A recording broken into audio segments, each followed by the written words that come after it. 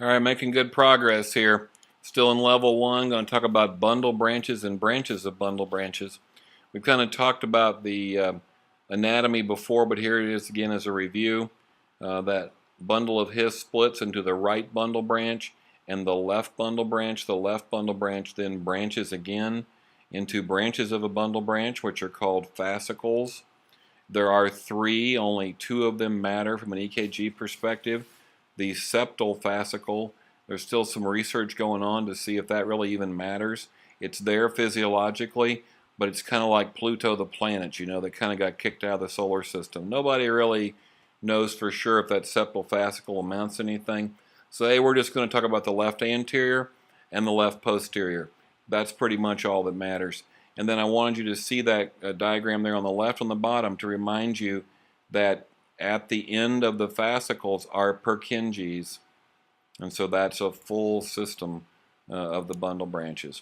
Officially, how do you know if it's a bundle branch block? Well, the QRS is more than 120. And when you look in lead V1, and you look at the terminal phase, the last piece of the QRS, it's pointing down, that's a left bundle. It's pointing up, it's a right bundle branch block. And there's a turn signal methodology to help you remember that. If you're going to turn right in your car, your turn signal should be pulled up. So if the terminal phase of that QRS in V1 is up, it's as though you're turning right. It's a right bundle branch block. If the terminal phase is down, you're turning left. You're making a left turn. That's assuming you guys still use your blinkers, and I sure wish you would use your blinkers. So to confirm it, we can also look in V6. Now a lot of us are just looking in V1 and we're doing okay, but to be correct with this, you ought to look out in V6 as well. And so that right bundle should have a positive terminal phase in V1, positive terminal phase of the QRS in V1, and it should have a slurred S wave in V6, as you see there in that diagram. If you have a left bundle, you ought to have a negative terminal phase in V1. So when you color that in, it's pointing down. You would pull down to turn left in your blinker. And then it should also have a positive terminal R wave in V6. I don't know if that's too much to remember. Remember the turn signal, you'll be right an awful lot of the time. But to be technically correct, it's got to be verified in that other lead. Now here's some examples. So I see a wide QRS. I look in V1. I look at the terminal phase of that QRS. It is up. That is a right bundle. I look down in V6 just to verify, and that R wave or that S wave is pretty slurry looking down there. Here's another one. I got a great big old wide QRS. I look up in V1. I color in that last part of the QRS. It's definitely pointing down. I would pull my turn signal down to turn left. So I have a left bundle branch block, and then it's confirmed out there in V6 with that large positive terminal R wave. Okay? So what if you've got a QRS more than 120, but you don't really have a clear-cut pattern for a left or a right bundle branch block? And that's when you call it an intraventricular conduction delay. Interventricular conduction delay. So it's not quite a bundle branch block, but it's getting close. Just wanted you to know that term. Don't get too hung up on it, but it's out there. It indicates there's some sort of problem in the conduction system. It's just not a full bundle branch block yet. Then what is a fascicle? Well, a fascicle is a branch of a bundle branch.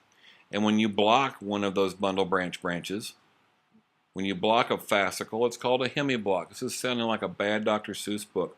So what is it? How do you assess for it? Why does it matter? Well, what is it? The left bundle branch branches in the left anterior and the left posterior. One of those can block. So it's half of the bundle is blocked. A distal piece of the bundle, left bundle, is blocked. It's called a fascicular block, also known as a hemiblock. How do you assess it? Well, you know, we could just say nothing about the word axis and save everybody a lot of pain. Axis is kind of cool. There's a lot to know about axis, but there's only a little bit about axis that you need to know to assess HEMIBLOCK. It's a pattern. If your QRS is positive in lead 1, negative in lead AVF, and negative in lead 2, you've got a left anterior fascicular block. It's that simple. So what you're looking for is positive in lead 1, negative in lead 2, negative in AVF. Hey, that's a left anterior fascicular block. There you go. Over on the right side there, you can see the pattern for a left posterior fascicular block. That's right axis deviation. There are other things that cause left axis deviation. There are other things that cause right axis deviation. For us, if you see left axis deviation, which means you have a positive QRS in lead 1, negative in AVF, and negative in lead 2, we're going to call it a left anterior fascicular block. You never have to say the word axis. We're just going to call it a left anterior fascicular block. And so that's kind of scary because that leaves the left posterior fascicle as the only left side that's transmitting impulses. And hey, what if you had a right bundle branch block also? Then you'd be down to just 1 out of 3 wires delivering impulses, and that can't be good. So that's where we're at now. One little thing here, that left posterior fascicle is really, really hard to block because it's really short and it's really fat. So there's lots of different fibers running through there, and it's hard to imagine that all of them are going to be blocked. Plus, that thing's got dual blood supply. It's fed by 2 different arteries. So you'd have to gum up both of those arteries in order to block that left posterior. It just doesn't happen very often.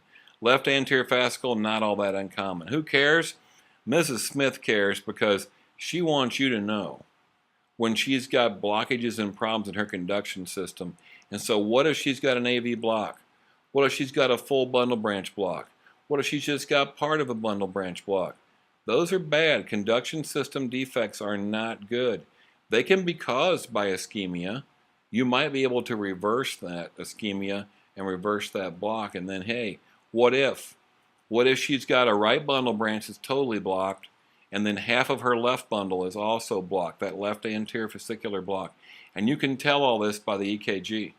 You look at that EKG, and in V1, you would see a positive terminal piece of the QRS, and you'd say, hey, that's a right bundle branch block. Then you look over in lead 1, and it's up, and lead 2 is negative, and lead AVF is negative, and you say, whoa, right bundle branch block, left anterior fascicular block.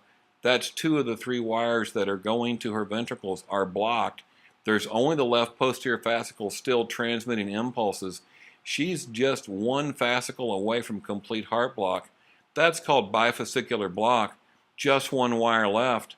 Hey, I would want to know that if I were the medic taking care of Mrs. Smith. So that's why we're doing all this kind of stuff. You're definitely going to want to watch this one a couple more times because it's new and it's weird, and I just want to de-emphasize axis. Now, when we do RPM ABC, that's what A stands for. So you do rate and rhythm, and then P waves. What are they doing? Is there a P for every QRS, QRS for every P?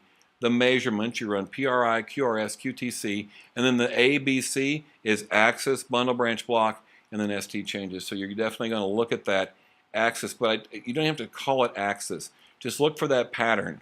Look for up in 1, down in AVF, down in 2. Left anterior fascicular block. Go with it from there.